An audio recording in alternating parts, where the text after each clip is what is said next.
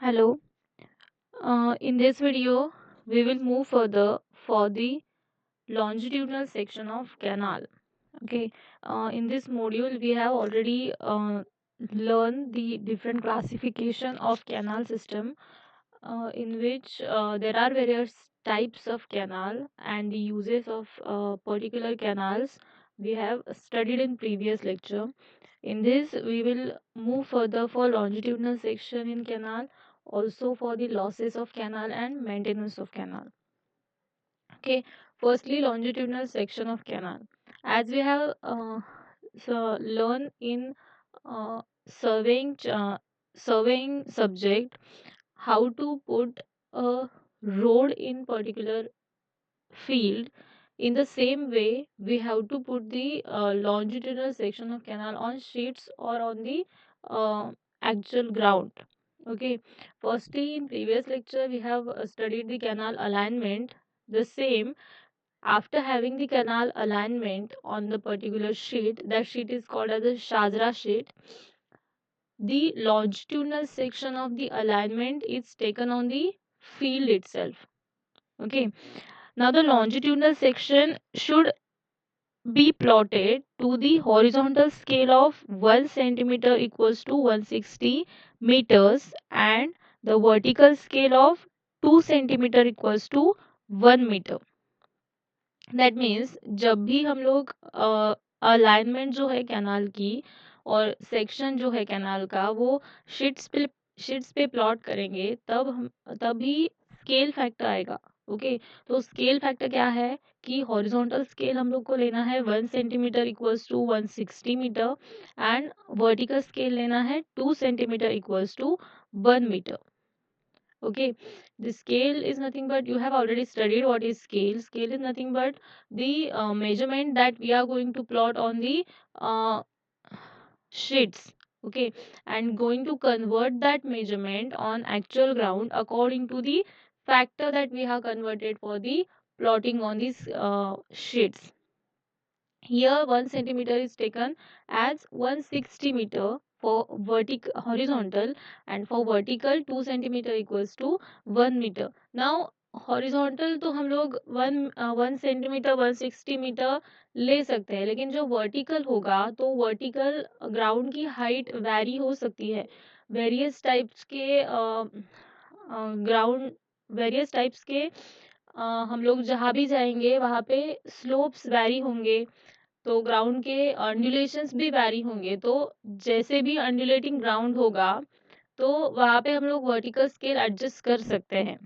Okay, यहाँ पे 2 centimetre 1 metre लिया है. आप लोग जैसे अंडुलेटिंग ग्राउंड है वैसे वर्टिकल स्केल एडजस्ट कर सकते हैं. ओके, जैसे भी फॉल होगा वैसे हम लोग ये एडजस्ट कर सकते हैं. Now for drawing the longitudinal section we have to follow some general rules or general steps. Okay, uh, first step है we have to plot the ground level along the alignment of channel with the reference to convenient datum. जैसे हम लोग road भी करते हैं वैसे ही same.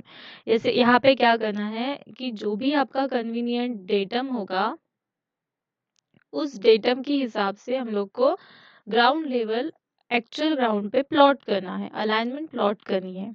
ठीक है, now mark the full supply level that is FSL full supply level and the bed level of the parent channel just on the upstream of head regulator of the off-taking channel for reference purpose. Okay, जो भी आपकी full supply level है and bed level है, जो parent channel होगा आपका उसकी full supply level and bed level हम लोग को अपस्ट्रीम साइड पे लेनी है. जो हेड रेगुलेटर होगा उसके अपस्ट्रीम साइड में आपको लेनी है. ठीक है, now on that draw the full supply level of taking channel keeping following points in view. Firstly, keep the full supply level of off-taking channel 15 centimeter below the parent channel. मतलब जो आपका parent channel है, suppose कि river है उसमें से हम लोग डाइवर्ट करेंगे ऑफ टेकिंग चैनल जो वाटर पास करेगा, ठीक है।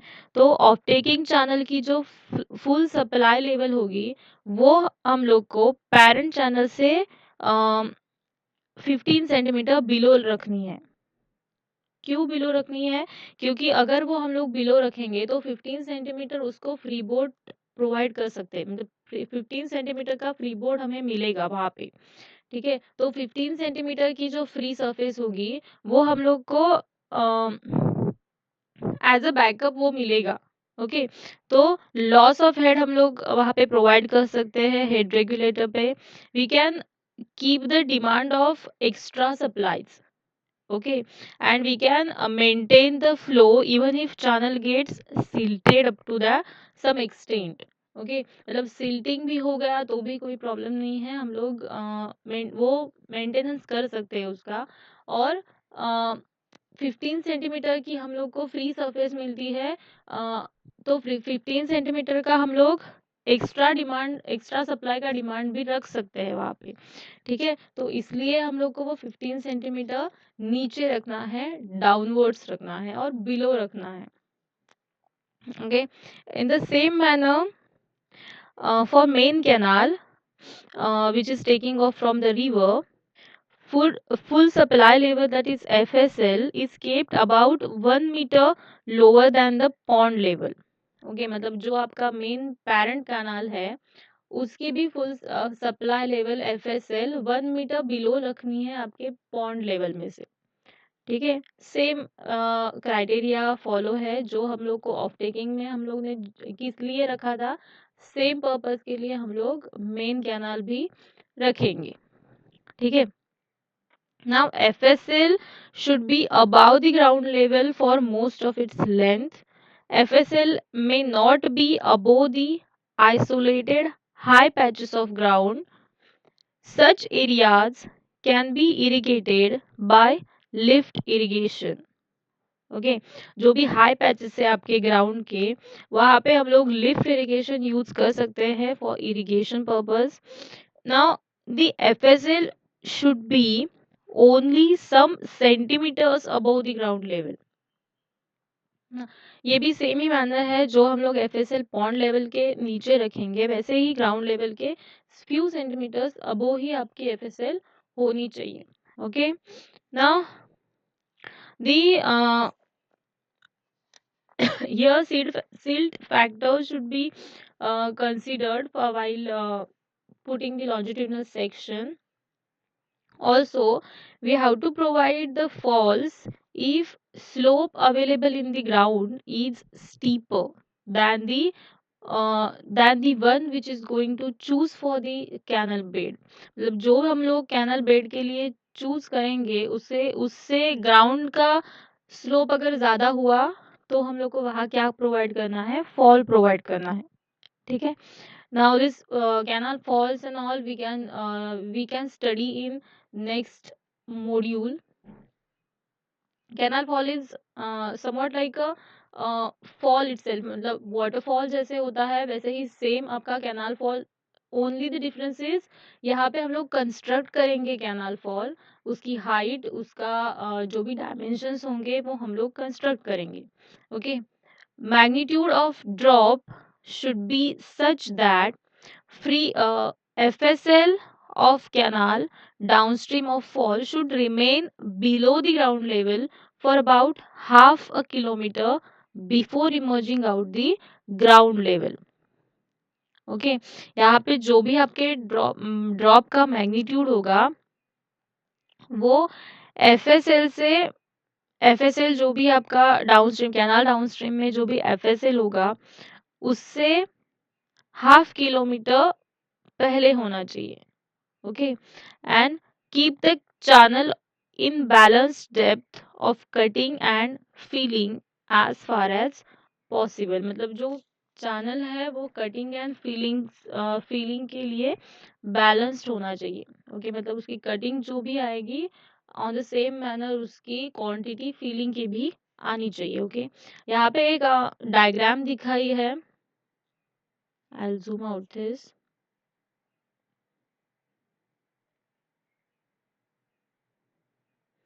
यहाँ पे एक डायग्राम है जो लॉन्जिट्यूडनल सेक्शन दिखा रही है यहाँ पे। ये फुल सप्लाई लेवल है पैरेंट चैनल का। यहाँ पे डॉटेड लाइन जो है वो full supply level of parent channel, यहाँ पे डॉटेड लाइन देख सकते हैं आप। And this is your fall. Okay, same मैंने जैसे वो सिंपलेस्ट लैंग्वेज में था, जैसे आपका वाटरफॉल होता है वैसे ही सेम यहाँ पे फॉल दिखाया गया है, सिर्फ ये कैनाल फॉल है।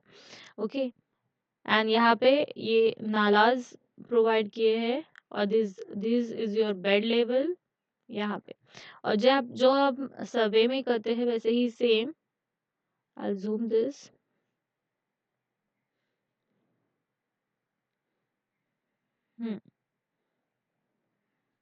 यहाँ पे डेटम है, bed slope, depth, bed width, ऐसे करके यहाँ पे फीलिंग, कटिंग मतलब डिगिंग, जैसे भी डिगिंग मतलब एक्सकवेशन जो भी आएगा, कटिंग जो भी होगा वो कटिंग फीलिंग जहाँ यहाँ पे दिखाया गया है। हॉरिजॉन्टल बेड का आरएल है, ग्राउंड का आरएल है and distance chainage in kilometres दिखाए गए हैं। Okay, now the balancing depth. I'll again zoom this. This is a very simple phenomenon. Here in this diagram, you can see here the feeling part is highlighted here, and on the both banks, the feeling is highlighted. This is your full supply level, and this part is nothing but your cutting. Okay, this is your cutting. Now balancing depth क्या है?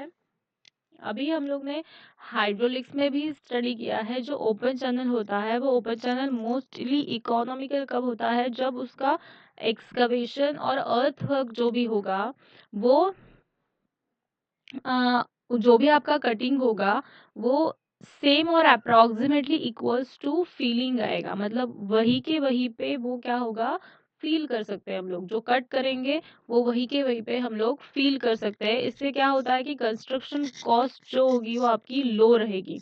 Only the part is that if the canal is line canal, then the cost is only of the lining is considered.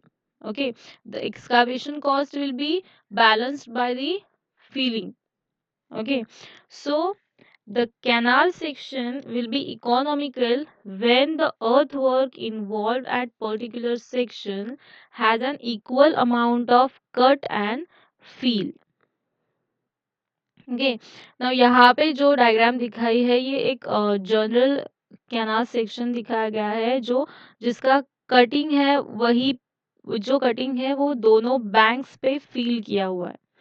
Okay, now if the amount of cut is equal to the amount of fill, it has to be paid for once only. More so, the necessity of the borrow pit or soil bank is entirely avoided here. जो borrow pit होगा वो यहाँ पे soil bank और borrow pit is यहाँ पे avoid किया गया है। मतलब जो भी कट करेंगे वो हम लोग वहीं पे डंप नहीं करेंगे, वो हम लोग फीलिंग के लिए यूज कर सकते हैं। Okay, for a given cross section, there is always only one depth of cutting for which cutting and filling will be equal. The depth is known as balancing depth. मतलब जो भी आपका canal है उसकी एक गिवन लेंथ मतलब general length होगी, जो length cutting and filling equate करेगी। Okay, that depth is called as your balancing depth. मतलब वो बैलेंस करेगी कटिंग और फीलिंग, ये दोनों क्वांटिटीज वो बैलेंस करेगी। That depth is called as your balancing depth. Okay, now here is the equation. Not necessarily you don't have to remember this. This is only general statements. What is the balancing depth only they can ask. Okay, here we'll move further for the canal losses. Now canal losses, very simple. अभी जो भी canal आपका continuously flow कर रहा है तो उस पे लॉसेस होंगे। कौन से लॉसेस होंगे? तो जनरली फर्स्ट ये ओपन चैनल है तो इवेपोरेशन लॉसेस होगा, क्योंकि उसका टॉप सरफेस जो है वो ओपन है, open to atmosphere, so the evaporation losses will be there. Secondly, if the canal is unlined canal, then seepage losses will also produce in that canal. Okay, now seepage loss हो गए, evaporation loss हो गए, और अगर उसके banks पे कोई भी वेजिटेशन ग्रो कर रहा है तो वेजिटेशन में से जो भी लॉस होंगे, that losses are called transpiration losses. Okay, तो अभी evaporation loss, transpiration loss and seepage loss together are called as the transmission losses. Okay, these thing we have studied already in water resource 1 in the hydrology chapter. So this together seepage, percolation and evaporation losses are called as transmission losses. Okay, now these losses should be properly accounted, otherwise क्या होगा कि quantity जो है वो laser quantity available होगी for the cultivation purpose.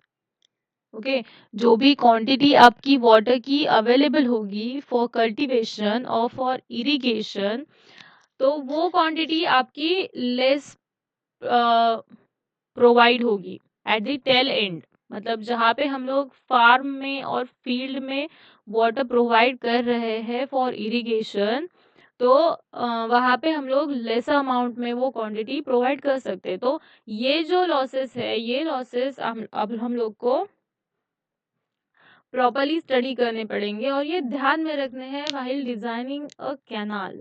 Okay, now water losses, I have explained water losses are classified broadly in 3 heads. First is evaporation loss, transpiration loss and seepage loss. Okay, ये जो तीनों है, ये तीनों combinedly transmission losses कहलाते हैं, but separately we are going to study this evaporation, transmission and seepage. Okay, firstly evaporation loss. very simple, evaporation loss is nothing but the loss due to मतलब जो भी इवेपोरेट होगा आपका water, that is your evaporation loss. Okay, अभी evaporation loss जो है वो very small percentage में होगा. जो आपका टोटल वाटर फ्लो हो रहा है, आपके टोटल वाटर जो भी आपका अनलाइन कैनल में से फ्लो हो रहा है, तो उसके वेरी स्मॉल परसेंटेज में आपका इवेपोरेशन लॉस होगा. Only on the day times, mid hours में ये होगा. And it hardly exceeds 1 to 2% of your total water which is entering on that canal, when entering in that canal. Okay, तो उसके 1 to 2% में ही क्या होगा, वो exceed करेगा. Now the evaporation losses depends on very simple climates, canal factors. मतलब climate का क्या होगा, अगर ह्यूमिडिटी, विंड वेलोसिटी ज़्यादा है, टेम्परेचर ज़्यादा है, ह्यूमिडिटी ज़्यादा है, तो इवेपोरेशन लॉस क्या होंगे, ज़्यादा होंगे. लेकिन अगर ये सब होते हुए भी कैनाल फैक्टर्स, आई मीन उसका एरिया, सरफेस एरिया, वाटर की डेप्थ, वेलोसिटी भी, अगर ये भी हम लोग, वाटर की डेप्थ अगर भी कम है तो भी आपका इवेपोरेशन लॉस ज़्यादा होगा. अगर सरफेस एरिया भी ज़्यादा है तो ज़्यादा सरफेस एरिया में से वाटर इवेपोरेट होगा. तो ये फैक्टर्स भी हम लोग को क्या करने हैं, ध्यान में रखने हैं while calculating evaporation loss. Okay, and the very common phenomenon, जो भी इवेपोरेशन लॉस होगा वो इवेपोरेशन लॉस ग्रेटर कब होगा, समर मंथ्स में होगा. ठीक है, तो समर मंथ्स में आपका इवेपोरेशन लॉस मैक्सिमम होगा. एंड विंड वेलोसिटी, टेम्परेचर भी हाई होते हैं वहाँ पे, तो समर मंथ्स में ये ज़्यादा होगा. Now the average evaporation loss per day may vary between 4 to 10 mm. Okay, मतलब 4 to 10 mm की डेप्थ में evaporation loss, average evaporation loss per day vary होगा.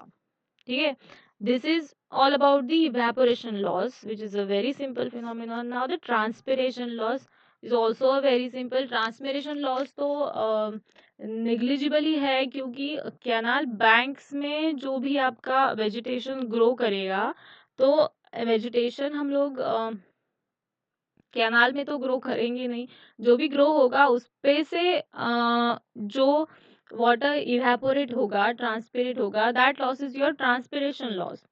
ओके, सो ये जो है वो एक्सट्रीमली स्मॉल परसेंटेजेस में होगा टोटल लॉस के। तो transpiration loss is very small in percentage of total loss. Now the last is seepage loss. Seepage loss is a very major, क्योंकि अभी अगर अनलाइन कैनाल है तो अनलाइन कैनाल में सीपेज लॉसेस ज़्यादा हो सकते हैं। ओके, तो ज़्यादा कहाँ से होंगे? आपके बेड में से होंगे, कैनाल बेड पे से पर्कोलेशन होगा। Okay, and also upper layer जो होंगे सॉइल के, वहां से भी एब्जॉर्ब किया जाएगा वाटर, एंड दी कैनाल की बेड जो है वहां से भी पर्कोलेट होगा वाटर। ओके, तो पर्कोलेशन लॉसेस, पर्कोलेशन जो है वाटर टेबल में जाके मिलेगा, तो absorption and percolation from bed and the upper layers of soil is included in the seepage losses। तो ये क्वांटिटी थोड़ी ज़्यादा परसेंटेज में होगी टोटल लॉस के। नाउ जो पर्कोलेशन मैंने बताया अभी, पर्कोलेशन जो आपका वाटर टेबल में जाके मिलेगा, एंड वाटर टेबल ऑब्वियसली उसकी वजह से रेज होगा। ओके, तो ये जो पर्कोलेशन लॉसेस है, वो पर्कोलेशन लॉसेस एब्जॉर्प्शन लॉसेस के हिसाब से थोड़े मैक्सिमम होता है। ओके, क्योंकि ये नीचे से ज़्यादा ही जाएगा water, and that water will meet to the water table. Okay, and if it is a line canal, then seepage losses will relatively small as compared to the losses in unlined canal. Okay, now the second part is this: these are the losses in canal. Very simple losses in canals: evaporation, transpiration, and seepage losses. Now the rate of water loss. Rate of water loss, अभी ये जो water loss का rate है, ये we can express it in following methods. First is as cumex per million square meter of weighted perimeter. Second is as depth of water lost per day over the weighted perimeter. Third, as percentage of canal discharge. Fourth, as the percentage of kilometre पर kilometre length of canal. Okay, ये 4 methods है जिससे हम लोग canal losses जो है वो losses हम लोग स्टडी कर सकते हैं। ठीक है, now up to this is about your canal losses and your longitudinal sections. Okay, now we'll move further for maintenance of canal. Now the maintenance of canal. अभी जो हम लोग कैनाल प्लॉट करेंगे, जो भी कैनाल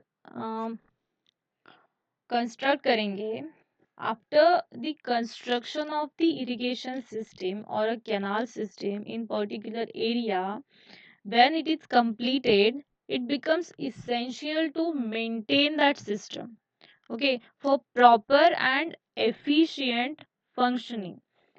जो कोई भी स्ट्रक्चर हुआ तो आफ्टर कंस्ट्रक्शन वो मेंटेन करना इसेंशियल होता है for proper functioning.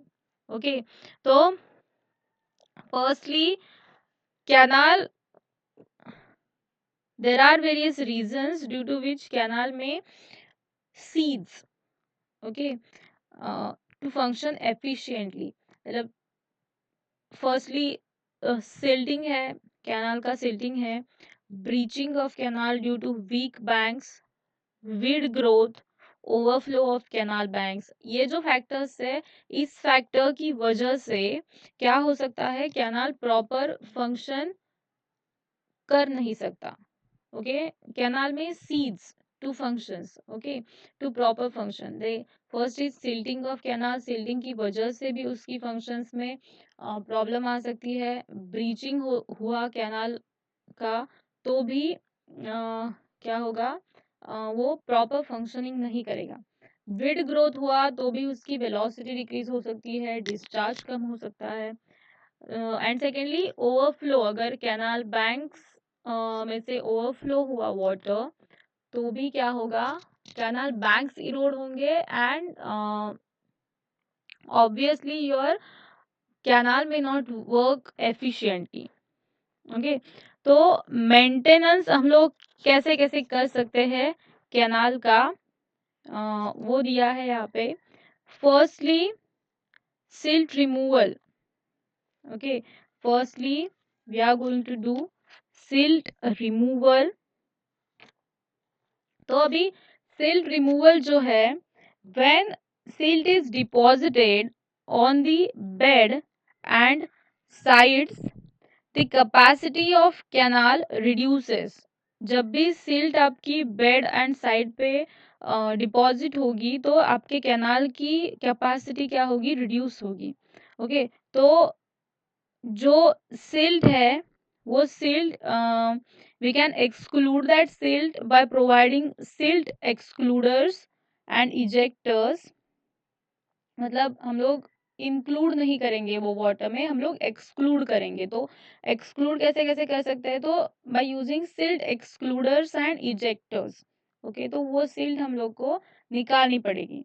And also we can use following measures. First is flushing, यहाँ पे हम लोग ने दिखाया है, फ्लशिंग है, सिल्ट सोरिंग फ्लीट है, बंडल ऑफ थॉर्नी बुशेस है। फर्स्ट इज हम लोग फ्लशिंग यूज करेंगे। तो फ्लशिंग क्या है, flushing of a canal with clear water will lift up deposited silt. Absolutely clear water should be used for flushing. But if this is not available, then the water which contains minimum quantity of silt should be used for flushing. Okay, flushing is generally overdone to cause some sore. This will create room for further silting and will thus reduce the frequency of flushing. Okay, यहाँ पे जो भी हम लोग silting क्या है आपका, कि सिल्टिंग मतलब सिल्ट डिपॉजिट हो रही है बेड पे या फिर बैंक्स पे। ओके, तो वो जो सिल्टिंग हुआ है, वो सिल्टिंग हम लोग को क्या करना है, रिमूव करना है। जो सिल्ट पार्टिकल्स है वो बैंक्स पे रिमूव करने हैं। तो flushing is the option. Flushing मतलब क्या है कि हम लोग फोर्स से क्लियर वाटर उस कैनाल में से फ्लो करेंगे। तो फोर्स की वजह से क्या होगा, जो भी सिल्टिंग हुआ होगा वो सस्पेंड हो जाएंगे, वो पार्टिकल सस्पेंशन में आ जाएंगे and flow flowing by using the velocity of that water, they can float and they can remove, okay, from that canal. तो फ्लशिंग के एक ऑप्शन है, we can remove the silt particles from canal. Second is silt soaring fleet. Okay, this method consists of three lower barges connected to the upper barge by cable operated by winch. The lower barges have movable shutters. The silt is kept agitated by the barge up and down. The method was used in Punjab but was unsuccessful. ये हम लोग क्या कर रहे हैं यहाँ पे, silt soaring fleet में 3 बार्जेस है, लोअर बार्जेस है which is connected to upper barge by cable ना जो लोअर बार्जेस है उस पे मूवेबल शटर्स है। ओके, तो मूवेबल शटर्स क्या करेंगे, वो सिल्क को सस्पेंशन में रखेंगे एंड सस्पेंशन में रखने के वजह से वो जो फ्लो होगा वाटर, तो उसके हिसाब से वो फ्लो करके रिमूव हो जाएंगे। ये उन्होंने पंजाब में यूज किया था but was unsuccessful. Third is bundle of thorny bushes. It's a simple, जो हम लोग बुशेस होते हैं वहाँ पे वो थॉर्नी बुशेस यूज करते हैं, वो टाई करते हैं, टुगेदर टाई करते हैं, they are going to use for removing of silt. Okay, मतलब उसको वेट स्टोन्स से उसको वेट देते हैं, उसको टाई करते हैं टुगेदर और स्टोन को टाई करते हैं उसको, और वो पानी में छोड़ देते हैं by using the animals. Okay, and वो क्या करता है कि वाटर फ्लो हो रहा है, तो वाटर फ्लो हो रहा है तो उस वो जो बंडल है वो बंडल भी उसकी वजह से क्या होगा, हिलेगा थोड़ा, वो क्या करेगा, मूव होगा। ओके, तो वो जो मूव हो रहा है वो फ्लो नहीं होगा क्योंकि हम लोग ने उसको स्टोन से टाई किया हुआ है। ओके, तो वो मूव होगा, और वो जब भी वो मूव होगा तब वो क्या करेगा, जो मड है कि और सिल्क पार्टिकल्स है उसको सस्पेंशन में लाने के लिए हेल्प करेगा। ओके, और जब भी वो सस्पेंशन में आएंगे तब क्या होगा, वो करते करते वो रिमूव हो जाएंगे। Okay, fourth is iron racks. These are also dragged in channel to dislodge silt. Iron racks जो है वो रेक्स क्या करेंगे, हम लोग डिसलॉग करने के लिए यूज कर सकते हैं, सिल्ट पार्टिकल्स को डिसलॉग करने के लिए यूज कर सकते हैं। आयरन के ऐसे रेक्स रहते हैं, आप आई गेस आप लोग ने देखा हुआ होगा। Reduction of area of flow, जो आप लोगों का फ्लोइंग एरिया है, we can reduce that area so that velocity will increase, and if velocity increase, what happened, this silt particles may get in suspension and may take out from that canal. Stirring of silt by water jet. अभी water jet हम लोग यहाँ पे use कर सकते हैं, pump से water lift करेंगे and that water nozzle provide करके हम लोग हाई वेलोसिटी से फिर से क्या करेंगे, वो बेड पे स्टर करेंगे, जो आपका जेट होगा, वाटर जेट होगा, वो हम लोग फिर से पानी में इंजेक्ट करेंगे एंड स्टर करेंगे। ओके, सो क्या होगा, water silt particle again suspension में आ जाएंगे और सस्पेंशन में आने की वजह से वो फ्लो होके रिमूव हो जाएंगे। Dredging. A dredger is very rarely employed for removing silt from a canal as it is very costly method. Dredger होता है जो सिल्ट पार्टिकल्स को सस्पेंशन में लाता है। अभी ये very costly equipment is there, so this is not employed for use. This is not employed for frequent use. Excavation. The silt deposited in channel is cleared off by manual labor. मतलब वो जो भी silt particles है वो labours की help से हम लोग क्या करेंगे, उसको एक्सकावेट करेंगे एंड डंप करेंगे। Now these is the maintenance by of silt removal. Okay, maintenance by using silt removal. Now secondly, um, we can strengthen the canal banks.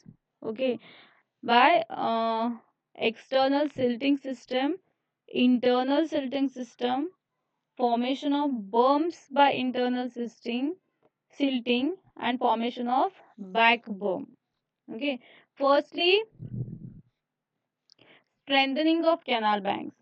Now here, to prevent breaching of canal bank, it should be strengthened properly so that valuable loss of irrigation and property is prevented due to breaching of a canal section. मतलब जो भी breach out हो जाएगा canal, वो prevent करने के लिए हम लोग को वो जो बैंक्स है कैनाल के वो स्ट्रेंथन करना मस्ट है। Okay, These are the four methods: external silting, internal silting, formation of berms by internal, and formation of back berms. Okay. Firstly, external silting system.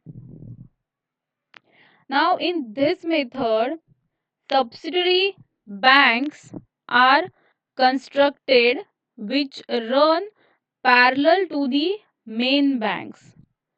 Cross bunds are constructed within the subsidiary bank and main bank at a distance of 150 and 1500 meters to form compartment of silting or silting tanks. Water is allowed to get into the compartment from upstream side and is held there for some time before discharging it back to the canal from outlet. When cross bunds are separated at a distance of 150 to 300 meter, the capacity of bank is small and only a portion of full supply discharge is taken into the compartment. It is known as into out system. But when the length of compartment is large and can vary up to 1500 meter, full discharge of canal can be taken inside the compartment and it is called as long reach system. The method is practiced only when no water is required for irrigation downstream of the reach. अभी यहाँ पे क्या करते हैं कि subsidiary bank provide करते हैं, subsidiary bank construct करते हैं which run to the parallel of main banks. जो भी आपका कैनाल है उसको मेन दो बैंक्स होंगे. ओके. उसको ही पैरेलल हम लोग क्या करेंगे, सब्सिडरी बैंक्स कंस्ट्रक्ट करेंगे. ओके. और वो जो सब्सिडरी बैंक्स है उसके बीच में क्रॉस बंड्स कंस्ट्रक्ट किए जाएंगे. क्रॉस बंड्स मतलब जो उसको परपेंडिकुलर जो भी रन करेगा सेक्शन, वो सेक्शन हम लोग वहां पे कंस्ट्रक्ट करेंगे. ओके. अभी जो वाटर मेन कैनाल से फ्लो हो रहा है, वो कैनाल से फ्लो हुआ वाटर हम लोग उस क्रॉस बंड्स में रेस्ट करने के लिए रखेंगे. ओके. अभी जब भी वो रेस्ट करेगा तो सिल्ट पार्टिकल्स ऑब्वियसली डिपॉजिट होंगे. ओके. तो डिपॉजिट होने के बाद वो जो वाटर होगा वो वाटर हम लोग धीरे से फ्लो करेंगे मेन कैनाल में. तो सिल्ट पार्टिकल जो है वो क्रॉस बंड्स में डिपॉजिट हो गए and clear water will flow in the main canal. Okay. अभी उसकी उन्होंने लेंथ दी है 150 टू 1500 मीटर्स क्रॉस बंड्स की लेंथ. अगर 150 से 300 मीटर्स की ही लेंथ हुई क्रॉस बंड्स की तो उसे कहते हैं इनटू आउट सिस्टम. मतलब वहां पे स्मॉल लेंथ है तो हम लोग थोड़ी देर के लिए ही वहां पे वाटर रखेंगे, लेकिन वो वाटर कौन सा होगा, जब फुल सप्लाई होगा, कैनल फुल सप्लाई लेवल पे होगा तभी हम लोग जो वाटर होगा वो क्रॉस बंड्स में रखेंगे and we can take it out. But if the length is very from up to 1500, मतलब 1200 टू 1500 के बीच में अगर लेंथ हुई तो पूरा का पूरा जो वाटर फ्लो हो रहा है कैनाल में से वो वाटर हम लोग क्रॉस बंड्स में रेस्ट करने के लिए रख सकते हैं and after that the silt particle will get deposit to the banks and or bed, and when the silting is removed, silt particles are removed, then only we can flow the water through main canal. तो ये होगा external silting system. Now the internal silting system. In this system, the canal banks are set back away from their original position. The section of canal provided is large than required and therefore its velocity is low. The section therefore gets silted up very quickly. To induce silting and accelerate the process, low submersible spurs are constructed. Okay मतलब यहाँ पे क्या करते हैं कि canal banks जो है वो कैनाल बैंक्स उसके ओरिजिनल पोजीशन से थोड़ा दूर उसको कंस्ट्रक्ट करते हैं, सेट बैक करते हैं उसको एंड उसी वजह से क्या होता है कि उसका एरिया इंक्रीज होता है। एरिया इंक्रीज होने की वजह से क्या होगा, आपकी वेलोसिटी लो हो जाएगी। वेलोसिटी लो होने की वजह से जो सिल्ट पार्टिकल्स है मतलब सिल्टिंग वेरी क्विकली होगा। Okay now the formation of berms by internal silting. Here, the banks can also be strengthened by formation of berm by internal silting.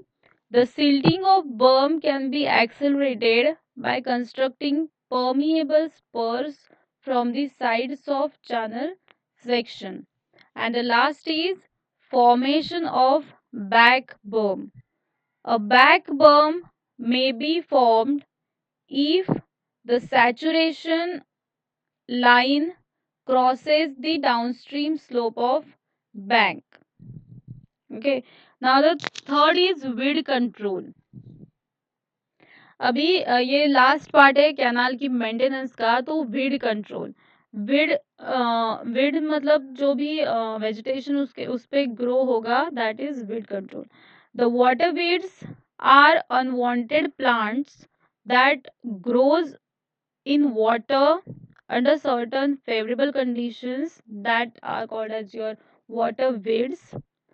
They tend to reduce the discharge capacity of channel.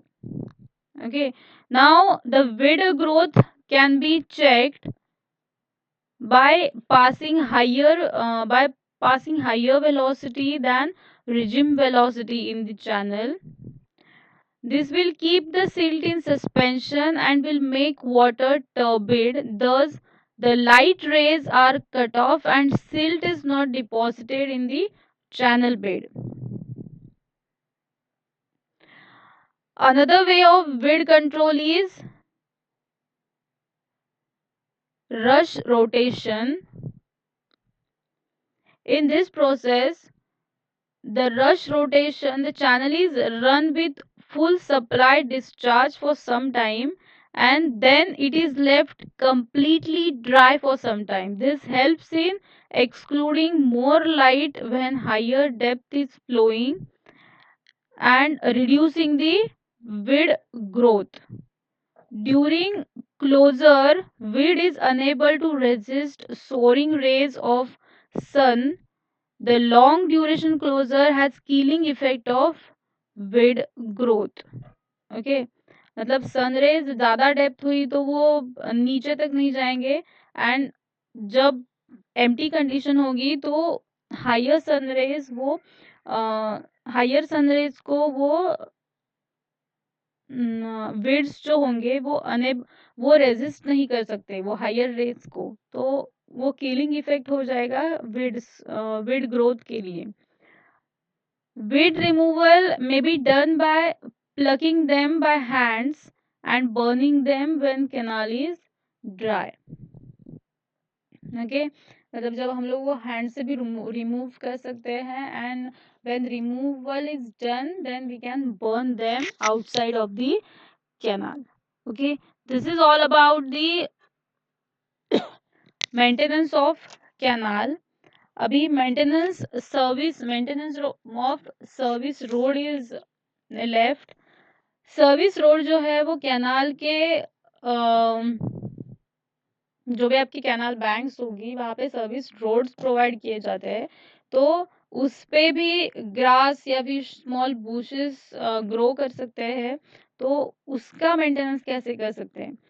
The maintenance of service roads consist of first removal of grass and small bushes, Second is leveling of road surface.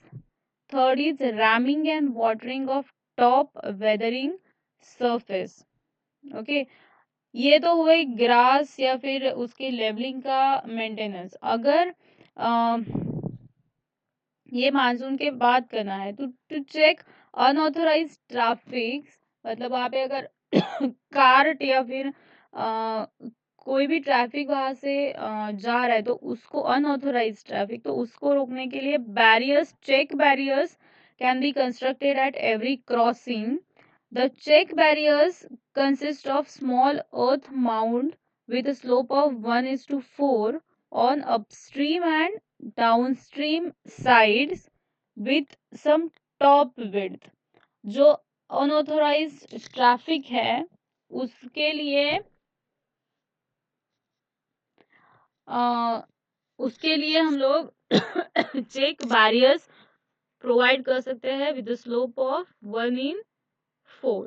okay, this is all about the maintenance of canal, maintenance of service road, losses in canal and longitudinal section of a canal system. Will in next lecture we'll learn canal breaches and also the waterlogging phenomenon. Thank you.